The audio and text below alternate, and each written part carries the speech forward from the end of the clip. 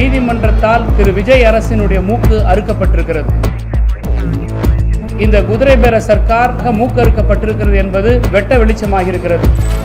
அனிதா ராதாகிருஷ்ணன் அவர் கைது பண்ண வேண்டிய அவசியம் கிடையவே கிடையாது. எங்களுடைய சட்டமன்ற உறுப்பினர் திரு அனிதா ராதாகிருஷ்ணன் அவர்கள் வழக்கின் மூலமாக நீதிமன்றத்தால் திரு விஜய் அரசினுடைய மூக்கு அறுக்கப்பட்டிருக்கிறது. இது பொய்யான வழக்கு. இந்த வழக்கில் இவரை கைது செய்து சிறைக்கு அனுப்ப வேண்டிய முகாந்திரம் இல்லை என்ற அடிப்படையில் நேற்றைக்கு அனிதா ராதாகிருஷ்ணன் அவர்களுக்கு ஜாமீனை வழங்கி நீதிமன்றம் உத்தரவு பிறப்பித்ததன் மூலம் இந்த குதிரை பேர சர்க்கார் முதல் முறையாக மூக்கறுக்கப்பட்டிருக்கிறது என்பது வெட்ட வெளிச்சமாக இருக்கிறது. ஆட்சிக்கு 55 நாட்களை கடந்தும் கூட நிர்வாகத்தை பற்றி கவலைப்படாத தாவேக அரசு தினந்தோறும் திராவிட முன்னேற்ற கழகத்தின் மீது எந்த குற்றங்களை சுமத்தலாம் என்று சிந்தித்து ஒவ்வொரு நாளும் ஒவ்வொரு கதையை அரங்கேற்றி வருகிறார்கள். அந்த வகையில தான் திரு அனிதா ராதாகிருஷ்ணன் அவர்கள் மீது ஒரு அவதூறு வழக்கு போடுறதுல கைது பண்ண வேண்டிய அவசியம் கிடையவே கிடையாது.